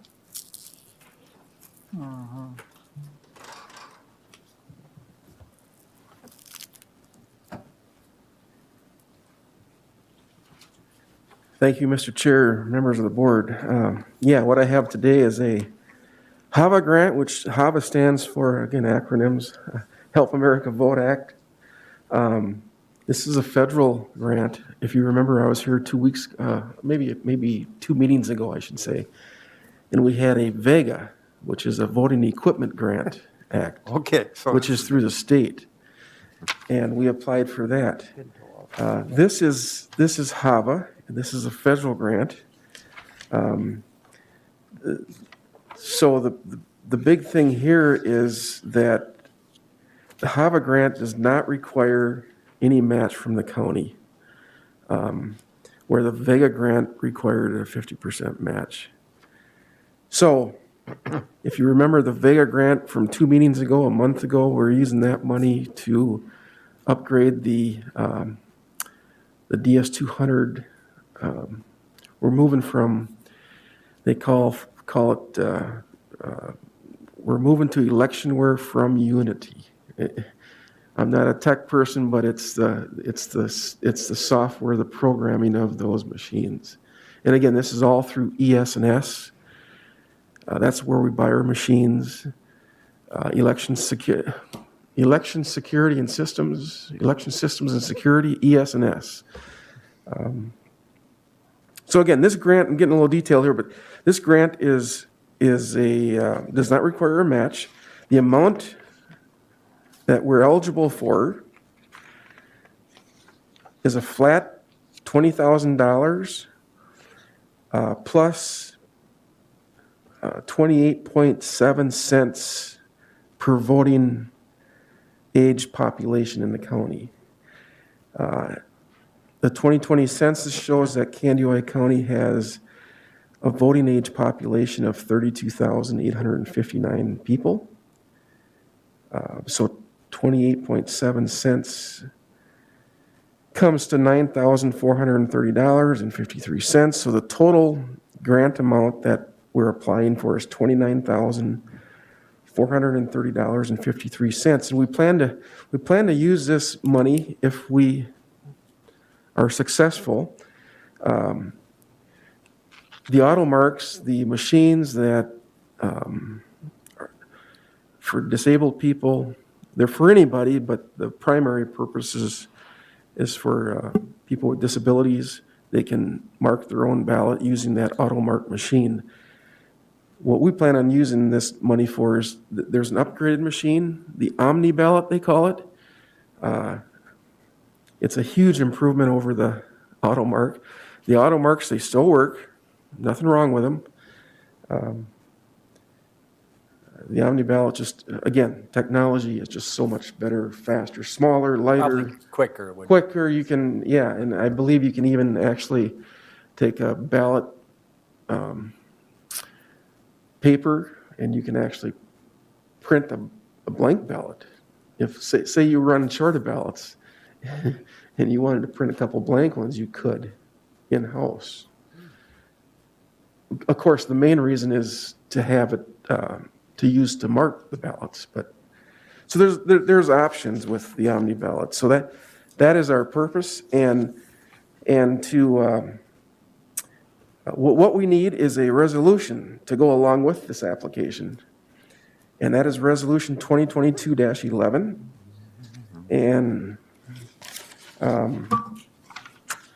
so that's what my ask is today, to approve Resolution 2022-11. A couple of things I want to point out is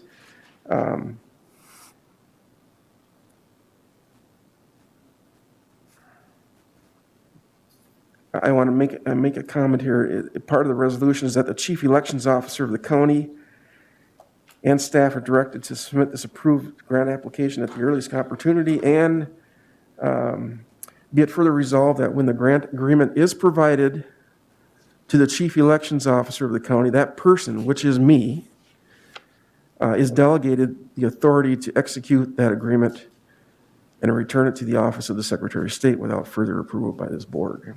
So I want to get that out in the open. So again, that's my ask for today, is to pass Resolution 2022-11. Okay, thank you, Mr. Thompson. Do I have a motion by will make that Commissioner Nation to approve resolution number 2022-11? Is there a second? I'll second. A second by Commissioner Anderson. Any further discussion or comments? I just had one comment then. What happens to the old auto marks then? Are we going to still hang on to them just in case, or do you get rid of them? Or? Yeah, I mean, find somebody who wants to take them. They would be scrap. If we get this money, if we do replace them. Again, this is just the application. We haven't received the money yet, but. Okay. Any other questions or comments? Hearing none, I'll call for the vote. All in favor, say aye. Aye. Opposed, same sign. Pass unanimously. Thank you, Mr. Thompson. I just want to say one thing, Mr. Chair. You're way back, you're an election judge, so you know what I'm talking about when I talk about the auto marks. Yes. I mean, you've worked on them yourself, or you know exactly what they Yep, are, I've so. spent a lot of time on those as well, with helping people to explain to how it works. And it was a little cumbersome, but it was very appreciated by some people, not used as much as we thought. But it was the people who used it, it was very important that they had a chance to vote, and that was a good deal. And hopefully, the way it sounds, this would be a big improvement. Yeah. Thank you. Thank you, Mr. Thompson. At this point, you're still up there. I'm still up here, so the next thing I have is the 2021 gravel tax distribution Yes, please report. proceed with that. Okay. Again, you were supplied information as far as the collection from the operators, how much we've collected over the year from the operators. Some report by yard, some report by tons. It's 21.5 cents a yard or 15 cents a ton. Do we want to put this up on the screen? Can you do that, or Sure. would that, for the public so they can see what we're talking about? And this is something we go through each year, correct? Yes. You want to center it, Mark, please? Okay.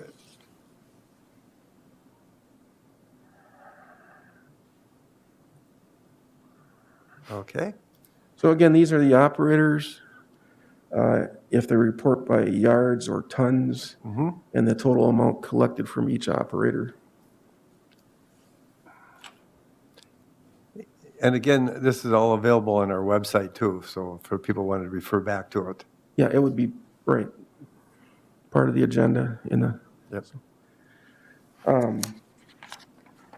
So,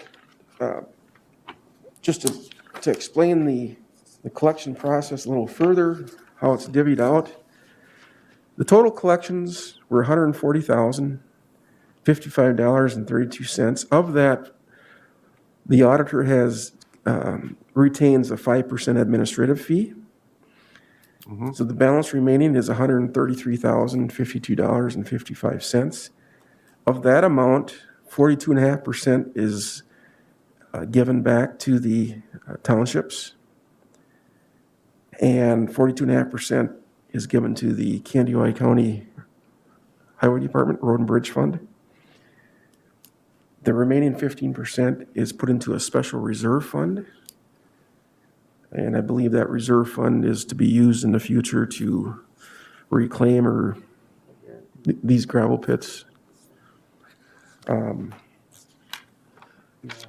you, Mr. Thompson. At this point, the chair will entertain a motion to approve the 2021 gravel? It's a 2021 gravel tax collection. Distribution? Yeah, Okay. So can I ask one Sure, question yeah. first? Mr. Anderson? Okay, so you said 42.5% of this 133,000 goes to each of these areas. And then how was the other breakdown of it? well, you have 100% of the collection, take 5% off for the administrative fee. Yep. Then you're left with 133.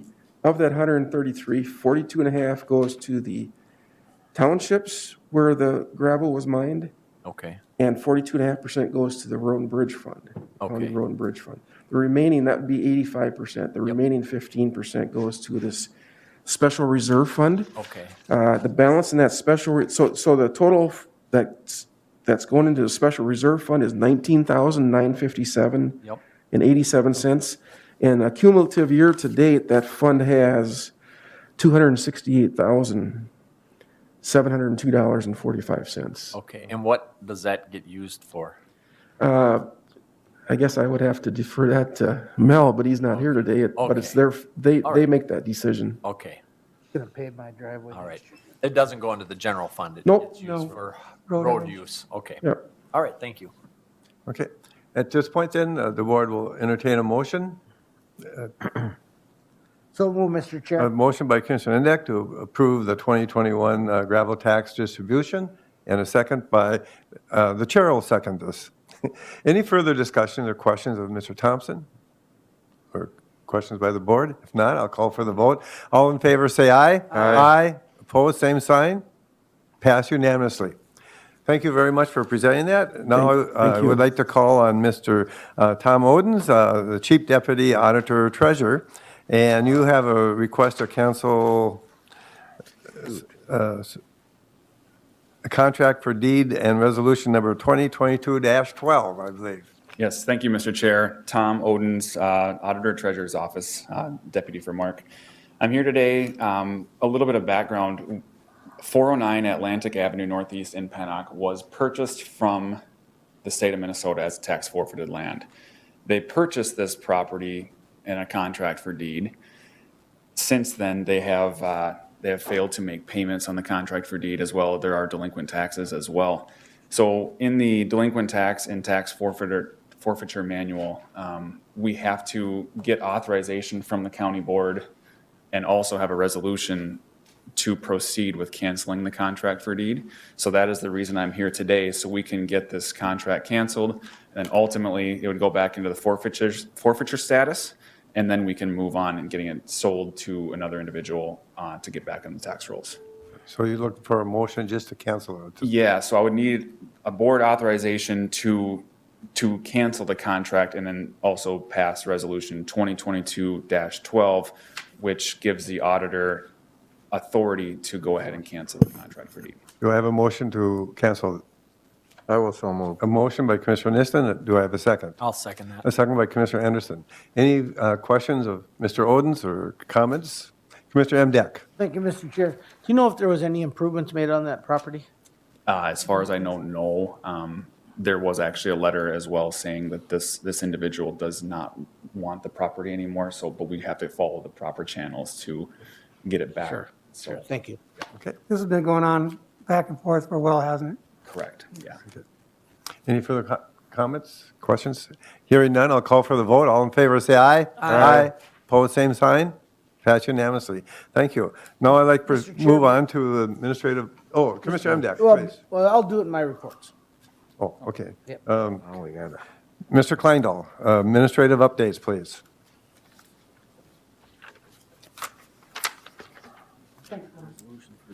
Oh, sure.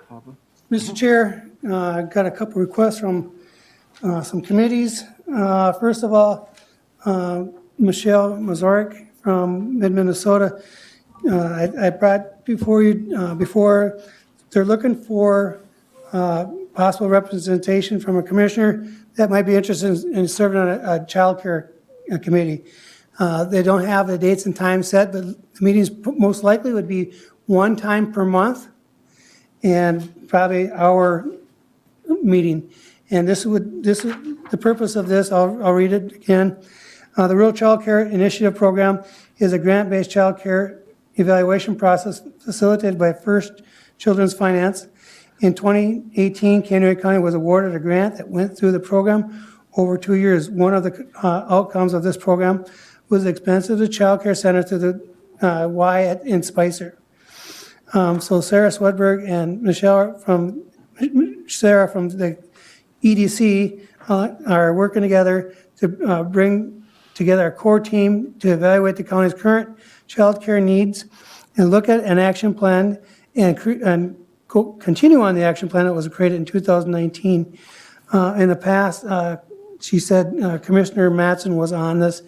So this would be a startup committee, one time a month, don't know where the meetings will be at and how long they'll be. But she's looking for a commissioner to be on that. And if you want to think about it, let me know, but I can get that information, or I can get you in contact with her if you need more information. My only question is, would the board wish to wait until Commissioner Gardner returns to have that discussion? I think we should. Commissioner Emdek? Go ahead, sorry. Well, yeah, that makes sense. And also, before I would make any kind of commitment, I would want to know when and where they meet. Yeah. I understand that. And Because you don't. I know asked if that it conflicts yesterday. With a. They know they're going to start in March, and so, Okay. Commissioner Anderson? That was it. kind of my Okay. concern. And then to wait for. No, No. okay. So where are we at? You're requesting an announcement now, or can we put this on the agenda? I'm just giving you for next meeting? information. Again, this is a request that came to me, and so I'll forward the information to her as somebody volunteers. Okay, all right, thank you. Second one, this morning, you should have received an email from Aaron Backman regarding the Highway 23 Coalition Annual Meeting. The annual meeting will be on March 25th at the Park Event Center in Wade Park. And so the meeting registration starts at 11:30 a.m., so put that on your calendar. March 25th, can you repeat that? March 25th, the Park Event Center, Wade Park, Minnesota, starts at 11:30 a.m. Of course, they'll do their annual Highway 23 annual events, election officers, et cetera. Invited guest speaker is Senator Amy Klobuchar. So if you're interested, check your mailboxes. I'm sure you all have received one of those things, my announcement. Okay, thank you for the update. Yeah. The third and final thing, Mr. Chair, kind of something I'm really encouraging you and our employees and the citizens of Canada County to do not only on February 17th, but every day. February 17th is a Random Act of Kindness Day. And as you know, the last 18 to 24 months, I think people are tired, and I think are just tired of fighting challenges. And so I'm asking each one of you, myself and our employees, to reach out and do a random act of kindness. Hopefully, it's not just on February 17th, but every day. But whether it's holding the door for somebody, buying somebody a cup of coffee, go and visit one of your neighbors who doesn't have many family friends around, maybe sending somebody that you haven't talked to a long time a card or a flower, holding the door open for somebody, or just saying thank you. This is something I would want to make sure that you make it meaningful and thoughtful, but to do it. My goal is not just to do it on February 17th, but let's be kind. Let's start today. Let's start with us. I want to share something that happened to me just recently. I went to Cashwise to buy just a couple of items. It came to $10. I went to pay. My credit card was in my other pants at home. The lady standing next to me paid my $10 bill for me. That was awesome. And if you know who you are and you're watching, I really, really, really appreciated that. And that's the kind of thing we're talking about. It is. And, Yes. Any other comments or follow-up? I just thought of another random act of kindness was some commissioners have been putting little pieces of candy by our chairs for some time. That's pretty cool. Yes. Yeah, okay. Well, it was started by the chair, so. Oh, well, well, thank you. Okay, at this point, because of the time, I would like us to run through our committee reports kind of quickly if we can. Are there any other appointments for anybody or anything else on the calendars anybody wishes to announce at this point? Hearing none, I'll proceed then. Commissioner Nissen, would you start with your committee update? I'll be real brief because I didn't have as many meetings as usual. But one important thing that happened is we were going to do a resolution of support for the Prime West legal action against the Department of Health. However, the attorneys and the management at Prime West decided that it would be in our best interest offer to mediate prior to taking that action and see if we could get some support from the state to maybe visit with us a little bit more, although we've been visiting with them for a whole year. But at least we're extending that olive branch for the time being, that we can always, and we will come back with a resolution if we need to. Other than that, I sit on an adult mental health committee, and we're just kind of getting formed. So if there's someone that wants to join that committee, talks about the various things out of the darkness and some of the things that happen to support mental health education. And I'll let Roger talk about the broadband meeting. I did attend the senior officials emergency operations meeting. It was very, very interesting. I don't know, Steve was there with me on the evening that I participated. I don't know if the other fellows were able to, but that was very, very good and well worth the time. That's all I have. Okay, thank you. Commissioner Anderson? Yeah, I didn't have as many meetings this time around, but let's see, I did attend that emergency management seminar. It was just interesting to see how emergencies are declared and kind of the workings of that. And I think the main thing I gathered out of that, it's best for elected officials like us to stand back when we do have something like that, and just to get informed once in a while by like the head of those different departments that are maybe in charge of that emergency. Then I also had, I had a county extension committee meeting yesterday, and that was pretty much routine. We picked another person or another family or whatever that we're going to reach out to for Family Farmer of the Year through the county or extension service, and that'll be presented during the county fair again, as it usually is done. So that's it for me, I guess. Okay, thank you. Commissioner Emdek? Thank you, Mr. Chair. I had quite a few meetings. I had EDC Broadband Committee, a meeting which I won't go into specifics. We had the Kaneohe County Renville Community Health Board meeting. We had the Middle Fork Water Shed meeting. And at that meeting, Scott Henderson, the new director over there, gave a shout out, Mark and Tom, to the auditor's office for your good work and ease of working with them regarding the collection of the taxes for the different watershed functions. Thank you. Good. I had the AMC Premier Partner Business meeting last week. And yesterday was the North Fork of the Crow River Watershed meeting. And then I also appointed Eric Rudnigan of Swift County as the extension representative for AMC. Oh. That was the prerogative of the district chair. Oh. Harlan sat on that committee for many, many years. Okay, So, good choice. Okay, that's it for that. The chair, I'm the alternate for Prime West, so I've been really following that quite closely. Commissioner Nissen is of course the lead on that, and the voting member on that. But it's very interesting, and I think we're all trying to stay on the top of it, the whole board. I had 2 Hawk Creek meetings, Hawk Creek Project, and the other Hawk Creek we heard about today. So I'm getting well back into Hawk Creek, and you pretty well got a feel it's all taken place. I won't elaborate on that anymore. Commissioner Gardner and myself, he's on the Tourism Committee, and we attended the Sportsman Show representing the Tourism Committee in St. Cloud. And we both manned or personed the booth for the day of Saturday, and it was a huge turnout.